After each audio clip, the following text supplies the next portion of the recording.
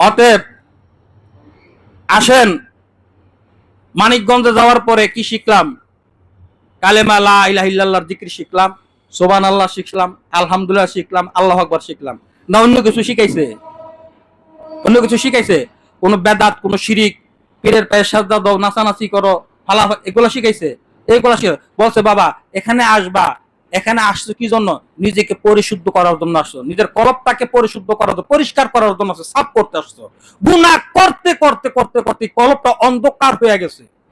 এখন এই গুনাহ করতে করতে কলব যখন মরিচা অন্ধকার হয়ে গেছে, এখন আর মনে করেন নেক কাজের কথা, নেক কাজ আমার আপনার ভালো লাগে না। ফি কুলুবিহিম মারাদুন, ধর্মদ্রোহীদের কলবে মারাত্মক বেদি রোগে আক্রান্ত। এর জন্য কি হয়, ভালো কাজগুলা ভালো লাগে না, খারাপ কাজগুলো আমাদের ভালো লাগে। এটাকে পরিশুদ্ধ করার জন্য তালিম ইসলাম মানিকগঞ্জ দরবার শরীফে আমরা গেছি, বায়াত মুরিদ হইছি। এখন বায়াত মুরিদ হইছি, হইয়া যদি বইয়া থাকি কাম হইব? বিয়া করছি, বিয়া কইরা যদি বউলিয়া যদি বিয়া করছি, বইয়া যদি সারাদিন যদি হইয়া বইয়া থাকি কাম হইব? আরেকটা লোক যে আমার ওসিলায় আসছে, খাওয়ানোর মালিক কে? আল্লাহ। একজন লোক যে আমার কাছে যা আসলো, তার দায় দায়িত্ব যে আমি নিয়ে আসলাম, এখন আমার কিছু কাজ আছে না? তার 5 জিনিস আমার দন লাগবো না? দন লাগবো তো।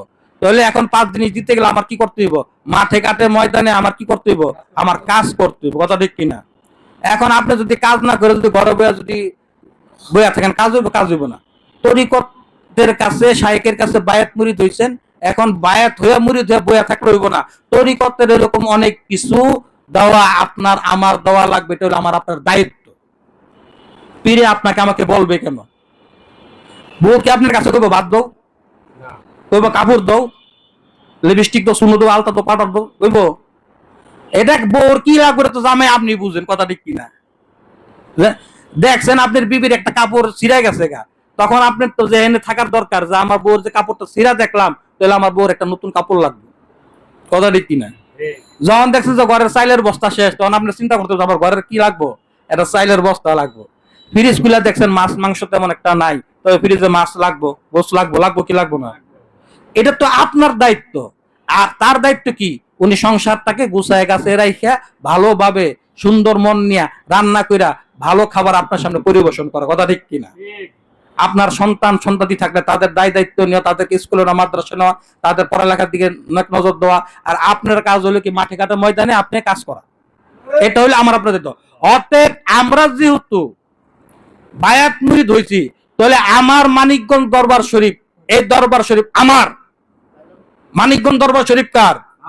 আমার। আমার বাপের, যেহেতু আমার কত কোনো সমস্যা আছে? হ্যাঁ, বাপের সম্পত্তি তো কই আমার না, তাহলে সম্পত্তি কইতাছি? হ্যাঁ, আরে আব্বা তো কইছেই, ব্যক্তি আমার সম্পত্তির মালিক, জায়গা জমির মালিক আমার আওলাদ রইব, কিন্তু রুহানি সম্পত্তির মালিক আমার রুহানি সন্তান রইব। সুবহানাল্লাহ। রুহানি সম্পত্তির মালিক তারা হইব না, যদি তারাও যদি আবার রুহানি সন্তান তাহলে পাইব। হিসাব পত্র আছে। তাহলে আমার মানিকগঞ্জ দরবার শরীফ কার? মানিকগঞ্জ মাদ্রাসা কার? পটল বিল কার? সবকিছুই আমার। তো সবকিছু যত আমার, তাহলে আমার আমার যে করি, তাহলে আমার এখানে কি কি লাগবে এটা কার চিন্তা ভাবনা করতে হবে? আমার করতে হবে। হিসাব পত্র মিলেয়া পীরের হাত যদি শক্তিশালী হয়, মুরিদের হাতও কি শক্তিশালী। কথা ঠিক কিনা? বাপ শক্তিশালী হইলে পোলা শক্তিশালী, আবার পোলা শক্তিশালী হইলে বাপ শক্তিশালী।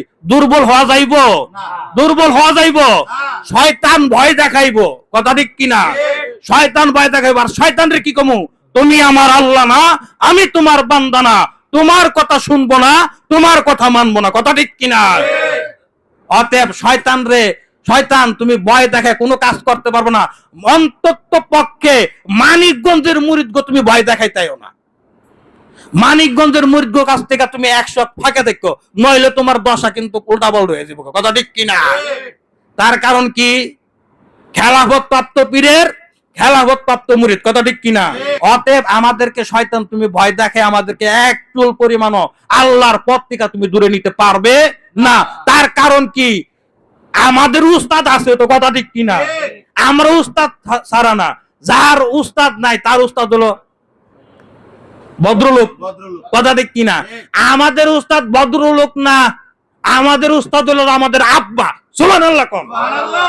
শয়তান তুমি আমাদেরকে লাইনচ্যুত কইরা কখনই তুমি তোমার পথে নিতে পারবা না। ইনশাআল্লাহ। আয়ো তুমি মাঠে, খেলা হবে ইনশাআল্লাহ তাআলা। ইনশাআল্লাহ।